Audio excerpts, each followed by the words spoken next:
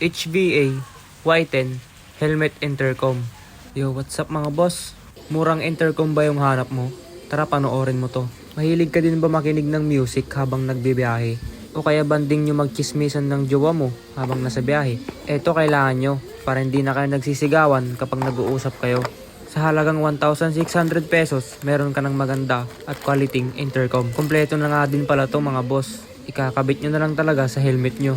Makakabili ka din pala nito ng isang piraso lang. Kapag full face din pala yung gamit nyong helmet, yung soft yung piliin nyo. Kapag half face helmet naman yung gamit nyo mga boss, yung hard yung piliin nyo. So, tatry natin mic test. No. Yan. So, narinig nyo ba mga boss? Nakakonect na ako dyan sa intercom. Try naman natin yung music. Makikita nyo din pala dito kung ilang percent na. Matagal din malobat to mga boss. Bluetooth connect nyo lang. Saglit ko lang paparinig yung music mga boss, baka makapiright tayo.